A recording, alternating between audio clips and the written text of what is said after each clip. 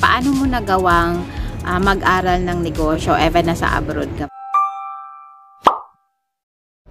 So kung nagbabala ka na po mag for good, maaga pa lang pag-aralan mo na kung ano yung negosyo na para sa'yo. Hindi naman kasi tayo lifetime, so hindi tayo habang buhay maging OFW. During my work days, multitasking ang ginagawa ko. Kung ano yung negosyo, yung gusto kong gawin pag uwi, yun ang nire-research. Pag-connect ako doon sa mga taong yung negosyo related doon sa gusto kong gawin pag uwi ko. At nakikipag-connect ako doon sa mga Facebook groups. Papansin ako kung paano gawin yung gusto kong negosyo. Kagandahan po kasi nito pag nakikipag-connect tayo doon sa mga taong same ang negosyo doon sa pinapangarap kong negosyo, hindi mo na siya madadaanan yung mga mistake na napagdaanan nila. So kumbaga ikaw naging shortcut na kasi yung mga technical, diba, mga high risk na pwede mo mapagdaanan, pwede mo na siyang gawing shortcut.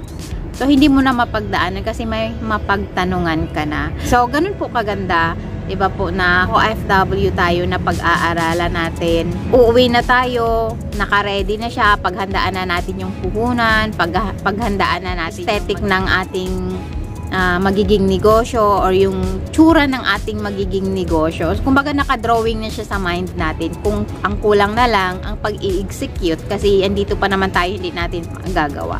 So, pag makauwi na tayo ng Pilipinas, doon na natin gawin lahat. At least may knowledge na tayo doon sa negosyo na gusto natin. Dahil doon sa mga na-learn natin doon sa mga taong successful na.